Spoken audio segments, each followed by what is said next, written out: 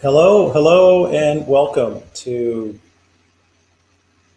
the Digital Technology and Well-Lived Life webinar at California Institute of Integral Studies. We are using this technology to make this webinar happen. And as you will learn in this webinar, technology does not always cooperate, and sometimes it creates more problems than solutions. So bear with us as we try to navigate this technology tool. Just a brief overview of how this webinar will work. I have some slides I'll be going through, and there is an opportunity to be interactive as well.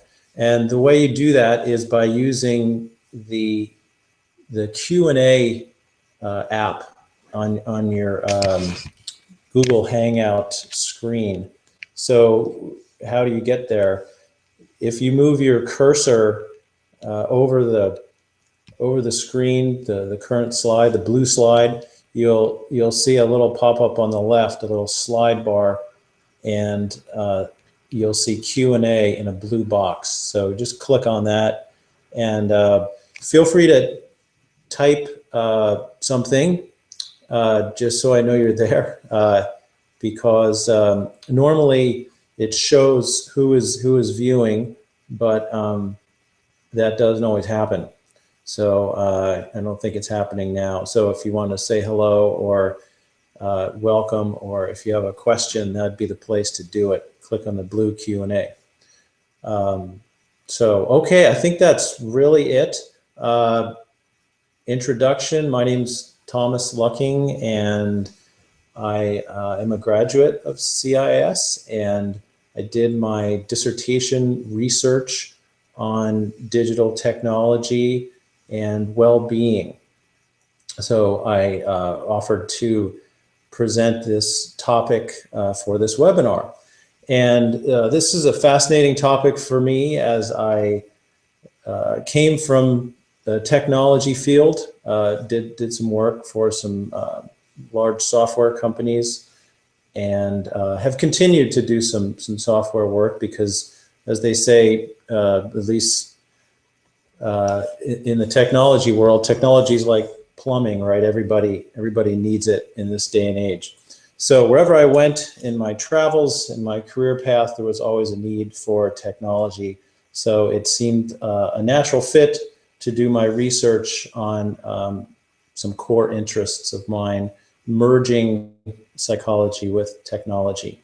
So let's dive into it a bit. I have some content from my dissertation research, but a lot of it's new. You know, this as you know, technology just moves so fast. And so I do have quite a bit of new material here. And so I'm excited to talk about that. And again, definitely use the Q&A feature just so I know people are alive out there, and it helps me, with any feedback would be great. So let's see. So in the overview of the presentation,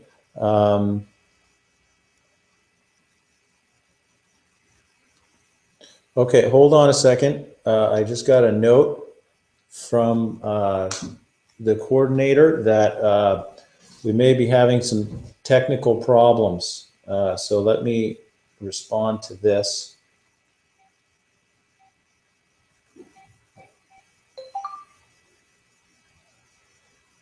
Okay, here we are. We have affirmation that everything is working, which is good. So a lot of times with technology, we find that we need new technology to solve problems that old technology creates. So that's what we're doing here real time. We're using text messaging to verify that Google Hangout is working, and so that's been validated So let's keep going. Let's keep going here. It's great when in the topic you're talking about, you're dealing with real time. This is kind of unique for this webinar. So let's keep going. And I was just about to speak to the little summary that I put out for this webinar that says 1/3 of Americans would rather give up sex than lose their mobile phone. Any pursuit of personal, social, or environmental transformation must take into account the digital threads that weave our lives together. And the statistics are just overwhelming in terms of the number of hours and time spent on digital tools. 60% of workers with smartphones work over 13 hours a day. There's 1.4 billion people using Facebook. When you look at the larger story of humanity, it's just these, I love that phrase, digital threads. It's just everywhere. So this is not something that can be ignored, especially in the fields of social sciences. And what I'm arguing for in my research and in my teaching is that taking the doorway of technology to engage the psyche, the soul, the spirit, transformation, conversion, well-being, joy, positive emotions, virtue, whatever you want to call the positive pursuit of a well-lived life, can be done through a technological hermeneutic, a viewpoint, a lens that really starts with the tools that we use. So that's kind of the starting point from where my research began and where this webinar begins. Because really everyone in the field of psychology, sociology, spirituality is really pursuing growth and transformation. And I'm really no different. I'm just doing it through a technological starting point. So I'm going to move on to the next slide here, which you're probably been anxiously waiting for. Okay, this is a good one. I just made this one up this week. See if you like the pictures I created. This one is kind of speaking of some of the health risks of our time. And that's kind of putting it nicely. Of course, one of the new ones that may be surprising is sitting. There's a lot of health people that say that if people sit too long, it's not good for their spine, not good for their muscles, their body, and a lot of the lethargy that comes with workers who sit all day is problematic. So there's this whole new rage of ergonomics that creates sit-stand desks and different types of wild seating arrangements, including treadmills that people walk on all day while they work on their computer. Processed foods, we've been hearing about that for quite some time. Eat food that comes from a plant, not made in a plant. Functional medicine is speaking to this, and many of the new nutrition sciences are warning us against the problems of obesity, especially in the West, specifically America, targeting processed foods. Of course, we know about smoking. I want to add digital distraction here.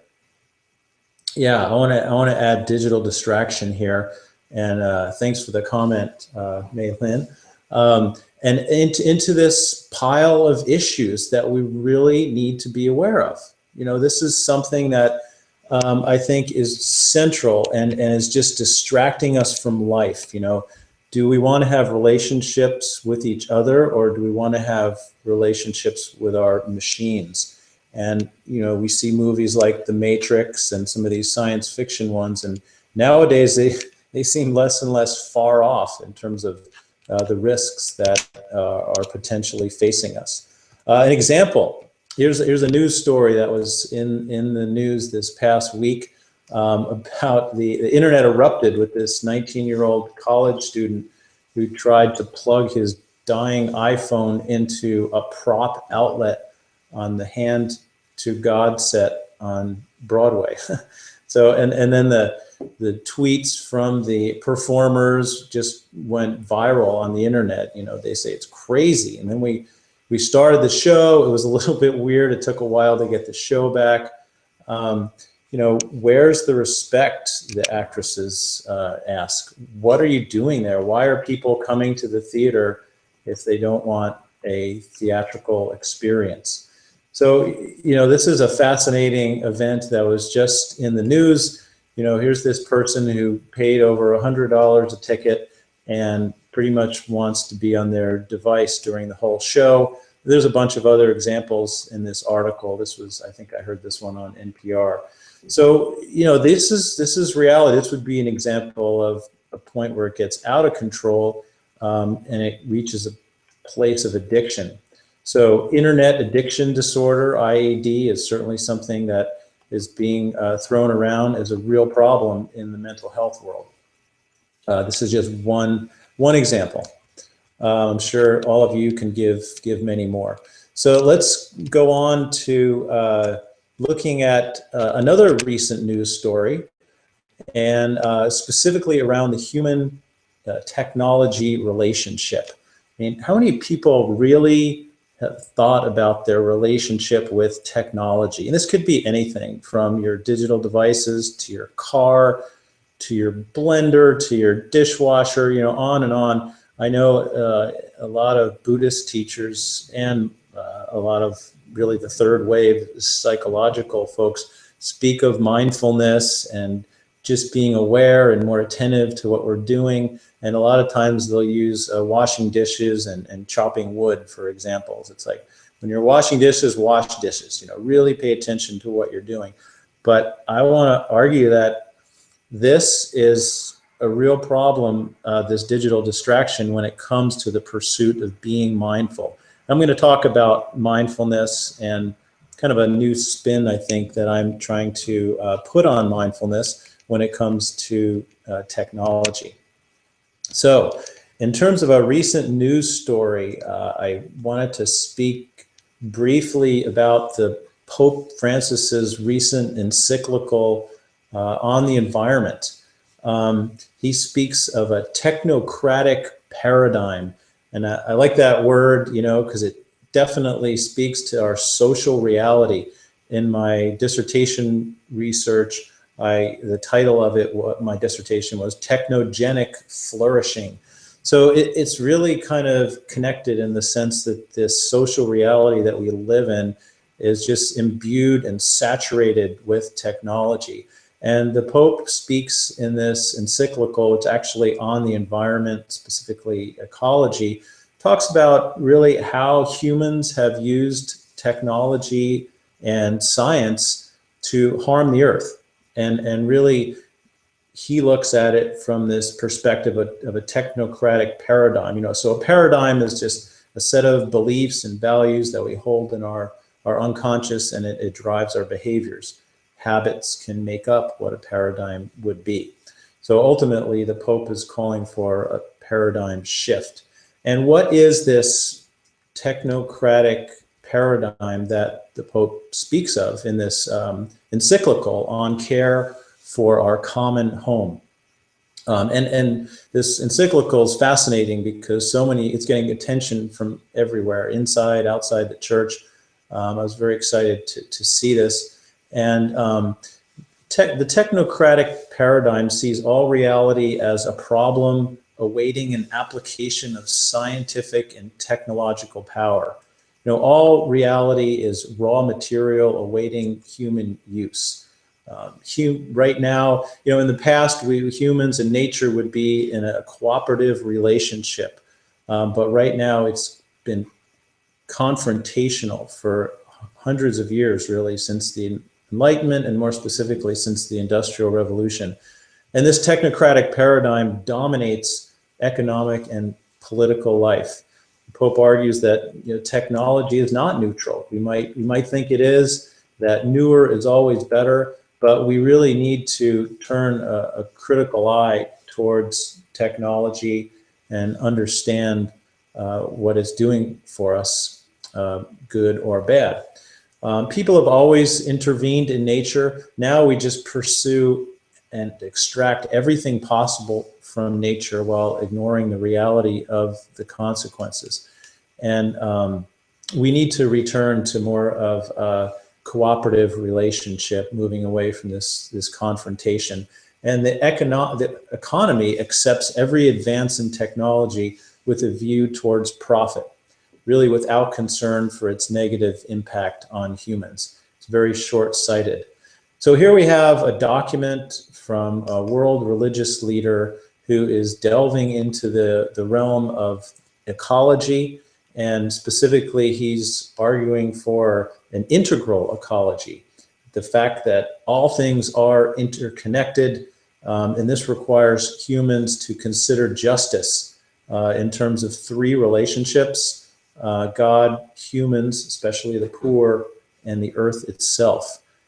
Certainly not something we hear a lot from our technologically driven economy. So really profound words, and hopefully will impact social policy and our understanding of technology. So let's look at a little more in terms of the social background around technology. John Maynard Keynes was a British economist in the 1930s, and had these predictions. You know, so this is the interesting story of technology. You know, there was a time when technology we were just so enamored with it, and we really didn't see any downsides, whether it's a blender, a lawnmower, a car, and later on computers. And the prediction was that we would only be working 3 hours a day, 15-hour work week.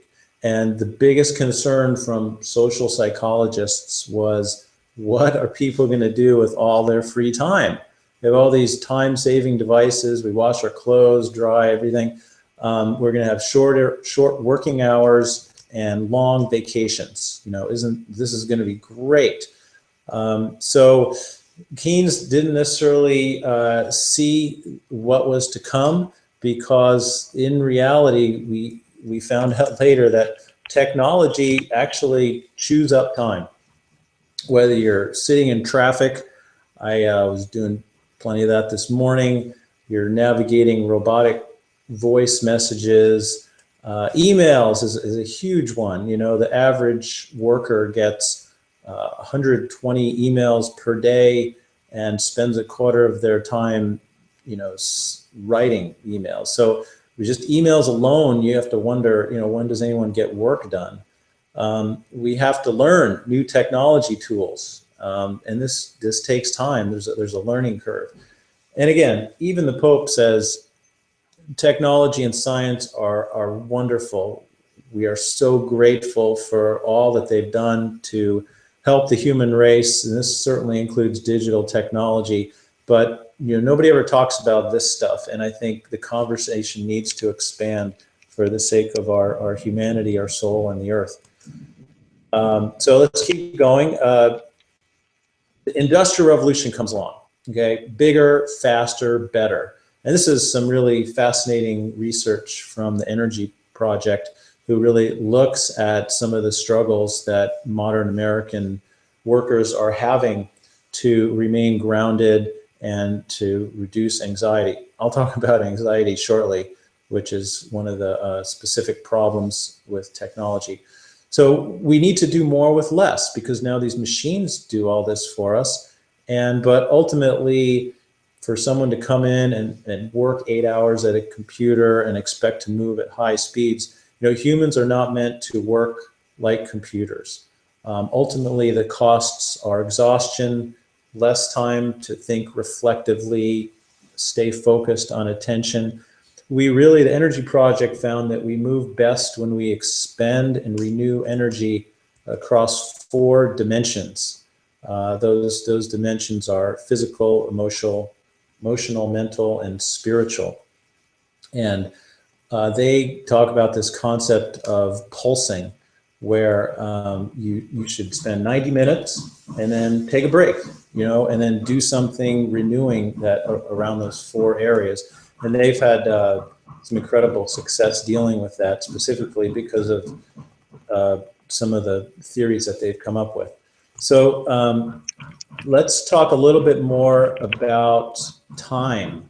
Normally we think that technology saves us time. But let's kind of understand the history of how time and money got connected. The clock was first used to synchronize labor in the 18th century, and this enabled the hours that people worked to be financially quantifiable. And when economies grow, everybody's time is more valuable. The more valuable, the more scarcer it seems. Time is money. This is our American paradigm, right? So everybody's running around being busy, and it's kind of a bit of a badge of honor now to be busy. And I'll talk about that in a minute. But it also affects leisure time. You know, there's less inclination to take vacations, to slow down, ultimately to be mindful. Okay, this is what I talked about at the beginning, this technological window into mindful, spiritual, whole person here now living. That's something I like to use that term instead of mindfulness. I'll say a little bit more about that later. But ultimately, to getting into this place of transformation and really embracing the time that we've been given, right? Every moment is a gift. We have to struggle with what do we do with our time and what's our perception on it. But right now in America, time is scarce, time is money, and every moment needs to count. That's our culture. Okay, let's talk about leisure. There's a German philosopher who wrote this book called Leisure, the Basis of Civilization. You know, what do you think about that? You know, I mean, it'd be great if our technology today was interactive and we had a lot more time. Be great to hear what people think about leisure. You know, what do you take leisure seriously? I mean, is it important to you? How do you prioritize it? How do you value it in terms of work? Right? There's this author, Bridget Schutte, who says leisure involves two things. You know, do I choose to do it, and do I have any deadlines regarding it? So really, the thing is, do I choose to do it? Do I want to do it? Is it renewing to me? These are the questions that we have to ask around leisure. So it'd be great to explore leisure further, but leisure is where flow happens, and that's a very important concept in psychology. Specifically, it's one of the 5 components of well-being as defined by well-being theory in positive psychology. The rising value of work puts pressure on leisure time. People feel compelled to use it or not at all. And then when they do use it, you know, they spend a lot of money to use it, right? Because every unit of leisure time is so valuable. There's some interesting quotes around in this book. You know, it talks about, well, here's the Gallup poll, right? The more cash-rich working Americans are, the more time poor they feel. So there's a correlation between education and wealth. So the more you get paid, the more education you have, the more scarce your time feels, right? And that's what we do with our text messages, right? Everything's incredibly brief. There's no time for any niceties or any, you know, hope you're doing well. I guess the emoticons try to make up for that a little bit. But everything is brief and quick. And we have messages. We don't really have conversations anymore.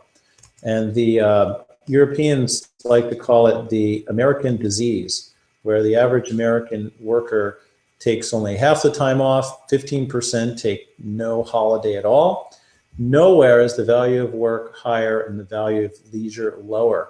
And a lot of this has to do with the labor laws that were instituted in Europe that limits the amount of time people can work, and that the labor unions were not as strong in America. So we kind of have this unlimited production work ethic that could have also come out of the Puritan perspective.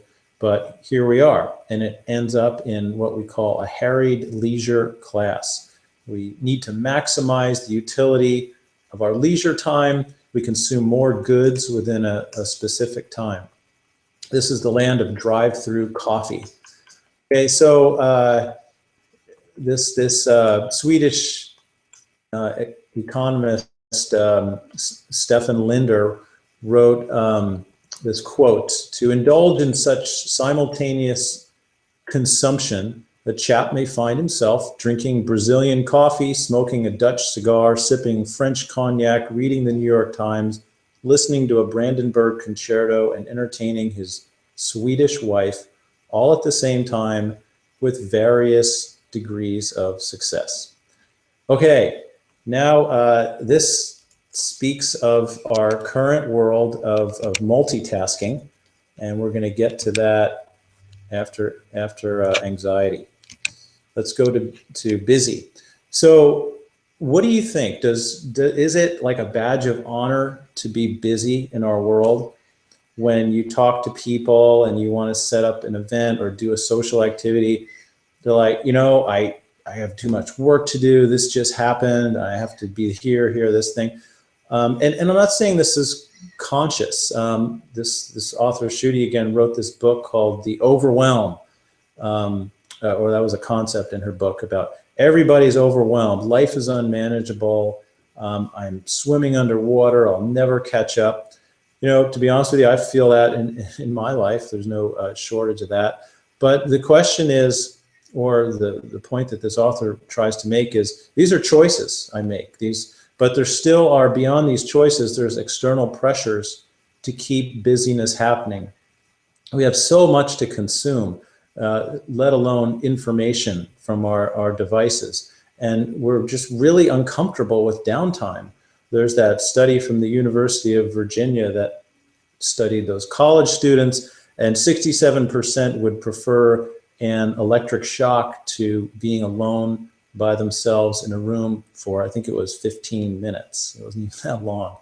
So, you know, there's this agenda, there's this cultural pressure to be busy, and it kind of comes out of this history of the American work ethic, or the American disease, as the Europeans say it. And this all coincides with technology to create a perfect storm.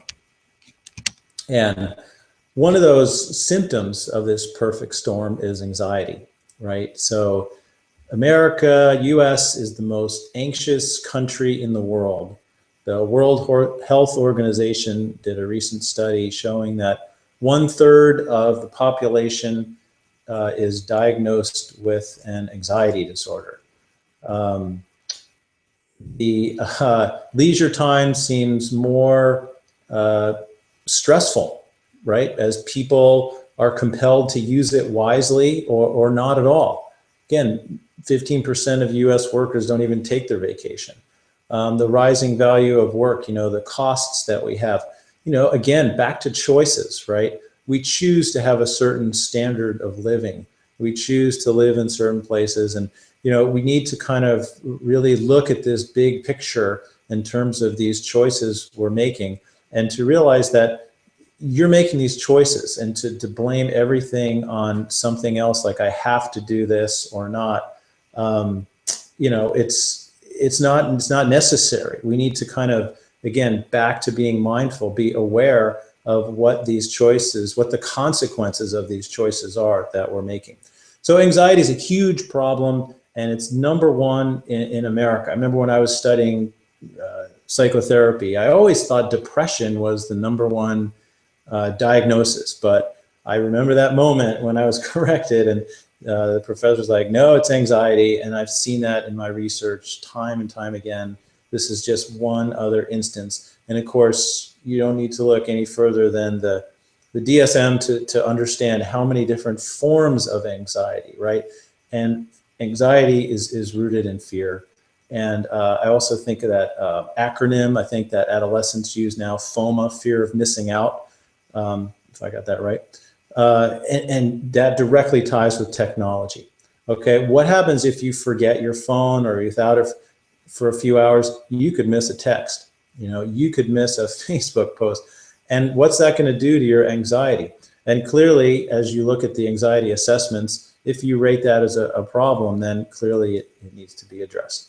Because you can't be happy if you're not peaceful. You can't be peaceful if you're not mindful. So technology, digital distraction kind of breaks that ability for us to be peaceful, to be focused, to be aware, to be attentive, and we just end up being anxious. And is that ultimately how we want to spend our time? Time is an important concept when it comes to technology, because since the beginning, technology has always been claiming to save us time. And I think ultimately we need to question that norm that we've accepted as a culture. Just a few little notes here on time and technology. I mentioned this earlier, 60% of those who use smartphones are connected to their work for 13 more hours per day, because you can never leave it. Let me just give you a little personal example on this. So I've decided, you know, again, this presentation is not about being a Luddite, getting rid of technology. I use it a lot, but I think it's kind of making smart, possibly even unconventional choices when it comes to technology. So I've chosen not to have a smartphone, but at the same time, I really like some of the apps you can get on smartphones. I think the smartphone is just a phenomenal device in terms of what it provides. It does so much. So I said, you know what, I'm just going to get one of these iPod devices. I think I played around with Microsoft Zune for a while, but anything, something that does all the apps, but does not have a phone attached to it. And that forces me to only be able to connect to the bigger world when I have Wi-Fi. And as you know, it's not that hard to find Wi-Fi anymore, but it enables me to simplify and to separate out my ability to be connected or not connected. I can leave my, and then I have a dumb phone, right? So when I want to text or call, I use that. So, you know, these are some choices that we can make. We don't necessarily have to go by the default mode of operation and say, okay, I need this. And so I've been doing this for years, and I'm pretty happy with my my choice here, but I don't know too many other people who are doing it.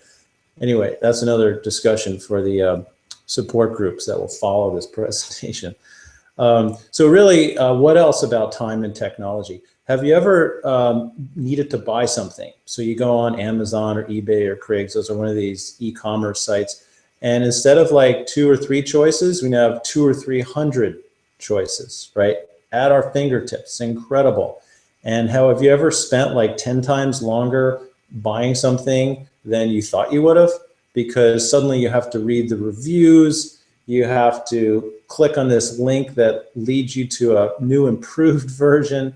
You know, before you know it, you're hours into it, and it's kind of speaking to some lower pieces of our brain that pursues satisfaction, right? We're not really, and I'm going to talk about some neuroscience here in a minute or so. So there's really endless of ways to spend time, and it's just natural to crave more time. So I'm going to move along here so we don't run out of time ourselves. This is a really fascinating topic that everybody should know about, you know, multitasking, right? The bottom line is multitasking is not good, you know, but it is fundamental to digital technology. When I worked in the software industry, you know, the early days of Windows, and really this multitasking was a big deal. You know, this was just a wonderful thing. And I always remember, you know, the reality is your computer does not multitask, right? So it just does multiple things so fast, switching between them, that we perceive that the computer is multitasking. The bottom line, all the research shows that multitasking exacerbates impatience. These digital tools that are always on and distract us and beep and ring, and you know, these are designed to pull our attention away to our focused activity. We have instant websites, all these emails. The research shows that when you're multitasking versus single tasking, it takes 25% more time to finish a task. The better place to be is single tasking. Get into this flow state. Use these tools like pulsing from the Energy Project. Get more done with higher quality. And I just challenge anyone listening today, you know, to think back to a time when you're totally in the zone, focused on a project, maybe writing a paper, maybe in a conversation, maybe doing something, you know, on the computer, could be even something fun like a game, really anything, washing dishes, even chopping wood. If you're in that zone, that flow state, you get much more fulfillment, you're much more at peace, you have less anxiety, and you know, you do a better job. So multitasking is a real problem when it comes to our digital world, and everybody does it, you know, because we're called to do more with less. And our solution really has been, yeah, hey, let's multitask. But in reality, the errors go up, the stress goes up, the creativity goes down. It even affects our relationships and reduces our short-term memory. Rick Hansen, the Buddha Brain author and Hardwired for Happiness, talks about moving experiences from short-term memory to long-term storage, state to trait. How do we internalize knowledge? And multitasking limits our ability to get into that space where we're internalizing what we're doing. And I love this energy project knowledge that's being disseminated now, where we talk about 90-minute pulsing, take a break, kind of try to expend and renew energy over these 4 centers that humans need to stay balanced and to operate at a higher level of quality in a more sustainable way. Okay, so enough said on multitasking. Be careful. Now I'm going to kind of move into the final part of the presentation here. We want to move from digital distraction to attentive awareness, specifically mindfulness. A lot of mindfulness speaks of just being aware. There's so many exercises like breathing, like asking yourself questions, you know, what am I thinking of now? There is this tendency for humans to kind of move towards chaos. And that's kind of like the second law of thermodynamics, where if the brain is left alone by itself, it will tend towards chaos and destruction and fall apart. So and from Buddha onward, we've realized that the brain needs training, right? We want to move away from monkey mind. We want to get to this place where we have discipline, and this whole mindfulness third wave psychology is geared towards that. Rick Hansen's material is really helpful for understanding the background behind that, the biology, the neuroscience. He says we are hardwired for negativity. We have a Velcro, our brains are like Velcro for the bad and Teflon for the good. So why is this? You know, we have this biological evolution that our ancestors needed to survive. Okay, so saber-toothed tiger is coming. We kind of have to assume that there's a threat behind the tree. We can't necessarily assume it's going to be good. And since biological evolution is slow and we don't have these big threats, we're still constantly going negative. So we have to kind of train the brain, and Hansen believes we can do this. That's what his book, Hardwired for Happiness, is about. And I think it relates to technology in the sense that we need to be aware, we need to pay attention, we need to move from state to trait, move these good experiences to long-term memory, and it takes effort and it takes some time. Hansen says really it takes 10 to 12 seconds per event, and you need to do it repetitively.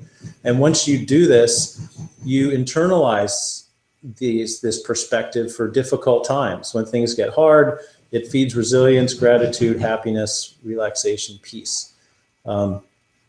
So any of these practices, Hansen is just one of many for mindfulness, or what I like to call it, you know, I find mindfulness is getting to be a bit of an overused term. I like to use whole person here now.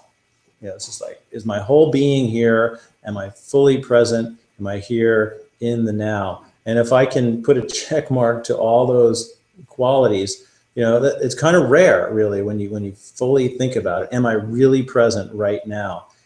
Great question to have pop them on your phone or however you want to remind yourself of it. But Hanson's model is just one way of promoting this whole person here now perspective. And there's another concept which I'll mention, and then I'll get into Rick Hanson's model of human needs. This concept of our ability to be able to take this whole person here now perspective and to live it out sustainably. That's something that is a challenge. And with all these digital distractions, we need to use this concept called shape the path. I can't remember where that's from, but I don't know if you've heard that concept, shape the path, right? So shape the path is kind of a behavioral technique. So it's kind of like me with my phone, right? So I choose not to have a smartphone that is on all the time everywhere, only where I want it to be on. I'm shaping the path. They use it a lot with exercise. So if I want to exercise, what I need to do is put my exercise clothes out so they're easily accessible. I don't have to dig through my clothes and find what I want, and it takes me all this time. The external factors that lead me towards accomplishing a goal that I want are not hindered by the specific tasks that need to get done or the specific tools I need. So shaping the path is a wonderful concept when it applies to technology, because all this technology we use, is it shaping our path towards peace, towards whole person here now living? If it's not, we need to ask some hard questions about that. Hanson presents, which I kind of like, it's this 3-level model of human needs. Everybody needs safety, people need satisfaction, and people need social connection. And it kind of just breaks this down, and it also connects with the 3-part brain, the lizard brain, the limbic system, and the frontal lobes, the human, the later developed part of the brain. And technology in many ways kind of targets that green area and the blue area sometimes, right? And the orange if it's a social media type of thing. But we need to ultimately recognize that we need all of these 3 areas being met. And does our technology do that? This is some research from my dissertation. It was on Facebook, and there's some really interesting quotes here about it's a time killer, right? It helps me kill whatever I'm not doing. I'm cooking something, I'm not doing anything. I'm just kind of like, oh, I should check my phone to see if anyone has texted me or emailed me, right? So it's this default time filler. Emotions. The news feed on Facebook can be a letdown. See people post all these experiences, and I'm sitting here scrolling through Facebook. I won't go through all these, but you kind of get the idea that this is the stuff that the millennial generation is using, a lot of us are using, and we need to ask ourselves, is it really necessary? And I think the challenge is that we're kind of afraid to think that what happens if I don't have that? It'll create this void, and the universe abhors a vacuum, so I need to fill it with something. Well, if you're dropping deep into this whole person here now mindful space, then maybe you'll just have so much peace and so much flow that you won't necessarily need to have all these distractions. Let's see what else. Content, really, there's consuming content, and those are some of the issues that came up in my research. It does facilitate communication quite well. I mean, a lot of these chat applications are super convenient, and again, it's a wonderful thing. But again, it's not going to be communicating in the fullest sense in terms of if you were there. There really is a Facebook lifestyle. I don't use Facebook as much as the people that were in my research, but I had some people say that that's really all I need for my social life. 24/7, I can go on Facebook and find someone to chat with and I can vent about anything that's happening in my life, my latest relationship, my test score, whatever. People are always there, and this is their go-to place. And I remember closing my dissertation with the statement that, if you're going to be a player in the millennial generation, you just can't not be on Facebook. It's the go-to place, and people are on it 1 to 4 or more hours a day. That's what I found in my research. So that may seem strong to digital immigrants, but the natives are there. Last few slides here, primal efficiency. There's something to be said for Facebook tapping into these this social needs that we all have. We have a social brain. And so I kind of termed that it is a primal platform, and sometimes it hijacks the brain. And I think a lot of these digital tools can hijack our higher functioning. And that's why it's even more important, because they're so powerful, they're so alluring. We have this colorful screen that's backlit, and when you look at variable rewards, when we hear a ping on that phone, it could be anyone in the world. It could be President Obama or the Pope texting us. That might be unlikely, but in reality, it could be.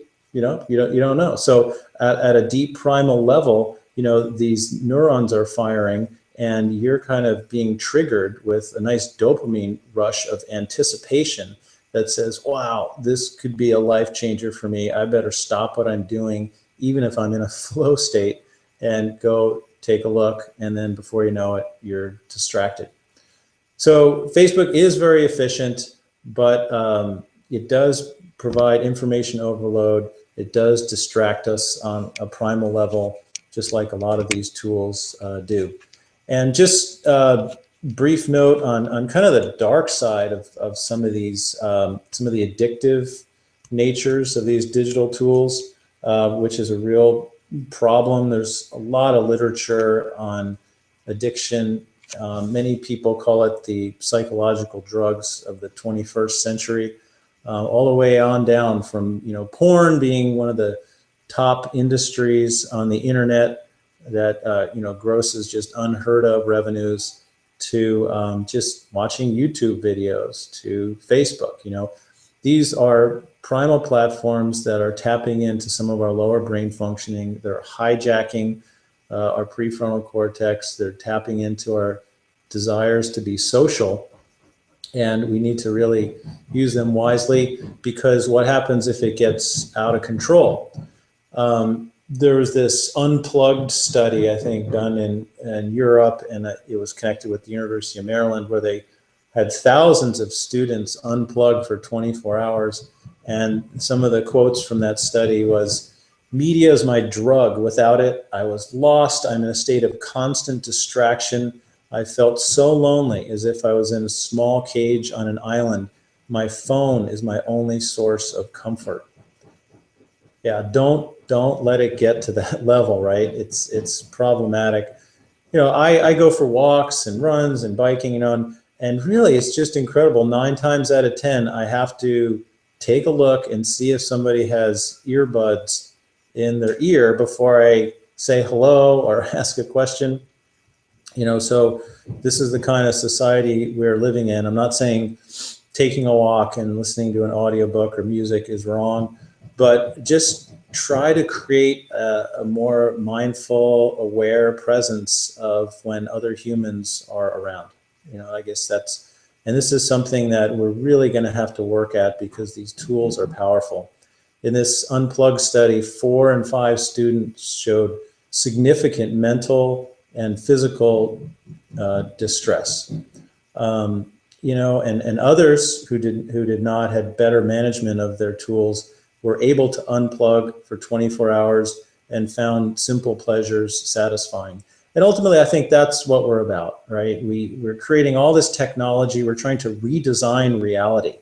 We're trying to make reality reflect this super excited, charged life that technology is giving us. We're staying, hyper busy, and we're just disconnecting from the ordinary.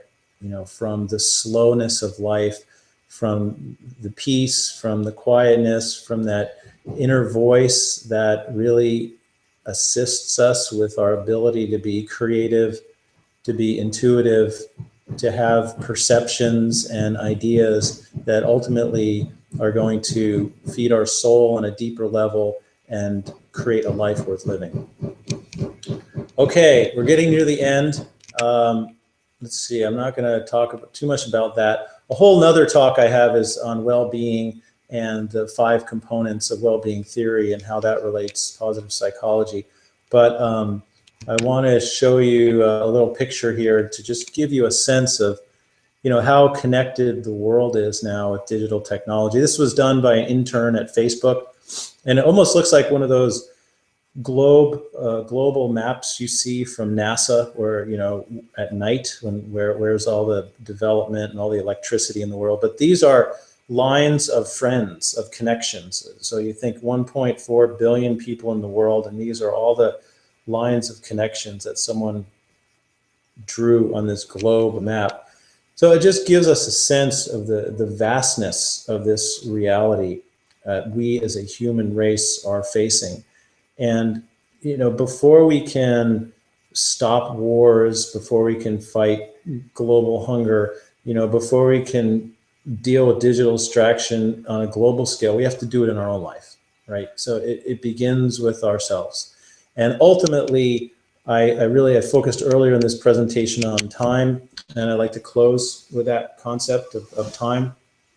Time it's a strange, slippery resource, right? But I think paying attention to it can help us gain some perspective on our technology, on how we use our technology, how we adopt new technology, how our economy embraces technology, and even our ecology of how we treat the earth with our technology. Ultimately, nobody escapes time, right? Time gets faster as we get older.